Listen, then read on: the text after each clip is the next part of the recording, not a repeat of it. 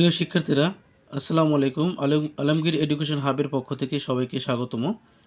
আজকে আমরা উচ্চতর গণিতের টাপ ভিত্তিক আরেকটি প্রশ্ন নিয়ে আলোচনা করব, সম্ভাবনা অধ্যায়ের। তোমরা যদি ভিডিওটি মনোযোগ দিয়ে দেখো, আশা করা যায় সম্ভাবনা অধ্যায় নিয়ে আর কোনো সমস্যা থাকবে না। তাহলে শুরু করা যাক। দেখো, লেখা আছে একজন লোকের টাঙ্গাইল হতে ঢাকা বাসে যাওয়ার সম্ভাবনা 7 ভাগের 2 ভাগ এবং ঢাকা হতে চট্টগ্রাম ট্রেনে যাওয়ার সম্ভাবনা 10 ভাগের 3 ভাগ। আবার একটি ঝুড়িতে 10টি লাল, 12টি সাদা ও 8টি কালো মার্বেল আছে। ক, দুটি মুদ্রা নিক্ষেপের বড় জোর দুটি টেল আসার সম্ভাবনা নির্ণয় করো। খ, প্রবাবিলিটি ট্রি ব্যবহার করে লোকটি ঢাকা বাসে কিন্তু চট্টগ্রাম ট্রেনে না যাওয়ার সম্ভাবনা নির্ণয় করো।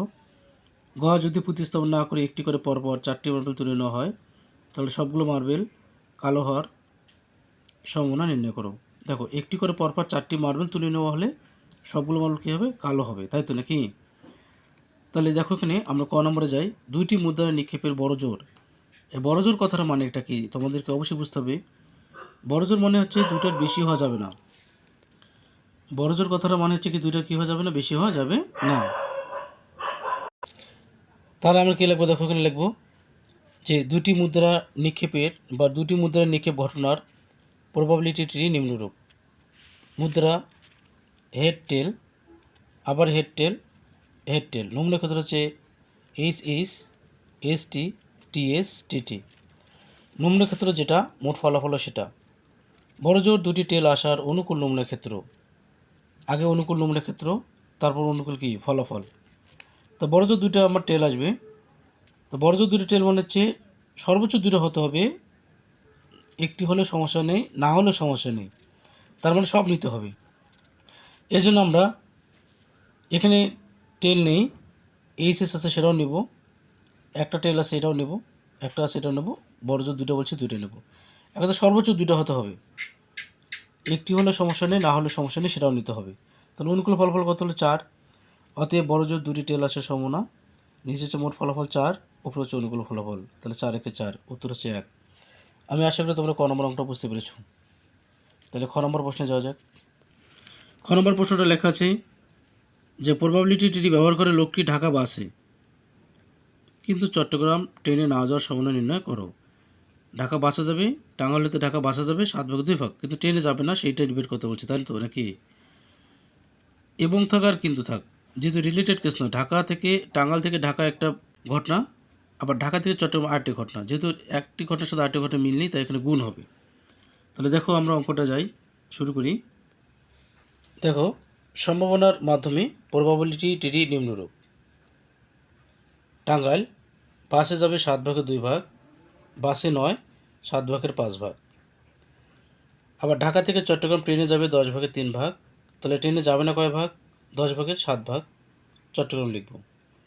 ঠিক অনুভাবে এটাও লিখব যে ঢাকা থেকে চট্টগ্রাম ট্রেনে যাবে 10 ভাগের 3 ভাগ, ট্রেনে নয়, 10 ভাগের কয় ভাগ? 7 ভাগ। অতএব লোকটির ঢাকা বাসে, তার মানে টাঙ্গাইল হতে বাসে যাবে, টাঙ্গাইল হতে বাসে যাবে কত? 7 ভাগের 2 ভাগ। কিন্তু চট্টগ্রাম ট্রেনে না, মানে যাবে না, চট্টগ্রাম ট্রেনে যাবে না। দেখো, 10 ভাগের 7 ভাগ না যাওয়ার সম্ভাবনা। এই 7 7 কাটা, 2 একে 2, 5 2 10, এটা অ্যান্সার। আমি আশা করি তোমরা অঙ্কটা বুঝতে পেরেছ। তাহলে গ নম্বর প্রশ্নটা দেখো। গ নম্বরটা লেখা আছে যদি প্রতিস্থাপন না করে একটি করে পরপর 4টি মার্বেল তুলে নেওয়া হয়, তবে সবগুলো মার্বেল কালো হওয়ার সম্ভাবনা নির্ণয় করো, তাই তো নাকি? তাহলে দেখো, আমরা কী লিখব যে ঝুড়িতে লাল মার্বেল কটা? 10টি। ঝুড়িতে লাল মার্বেল 10টি, সাদা মার্বেল 12টি, কালো মার্বেল 8টি। মোট মার্বেল কতটি? 10 যোগ 12 যোগ 8, 30টি। অতএব প্রতিস্থাপন না করে, এই কথাটা দেখে দেখে লাগবো যে প্রতিস্থাপন না করে একটি করে পরপর 4টি মার্বেল তুলে নেওয়া হলে সবগুলো মার্বেল কালো হওয়ার সম্ভাবনা। তাহলে প্রথম মোট মার্বেল কটা? 30টা, কালো মার্বেল কটা? 8টা। তাহলে 30 ভাগের 8 ভাগ, তারপরে গুণ হবে। একটা মার্বেল যদি কালো যদি উঠাই, তাহলে কমবে, মার্বেলের পরিমাণ কমবে, কালো মার্বেল। তাহলে 29 ভাগের 7 ভাগ, তারপরে আরও একটু কমবে, 28 ভাগের 6 ভাগ, আরও একটা তুলে আরও একটু কমবে, 27 ভাগের 5 ভাগ, তাই না? এখন দেখো প্রিয় শিক্ষার্থীরা, আমরা যদি এটা কাটাকাটি করি, 5 6 কত হয়? 30, 5 5 কাটা, আবার 4 শতক কত হয় 28, 4 দুগুণে কত হয় 8। তো উপরে থাকতেছে আমার 2 আর নিচে থাকতেছে আমার 29 আর 27। 29 আর 27 যদি আমরা গুণ করি 783, এটাই অ্যান্সার। আমি আশা করি তোমরা অঙ্কটা বুঝতে পেরেছ। তাহলে পরবর্তী টাইপ ভিত্তিক প্রশ্ন দেখার আমন্ত্রণ জানিয়ে আজকে এই পর্যন্ত। আসসালামু আলাইকুম।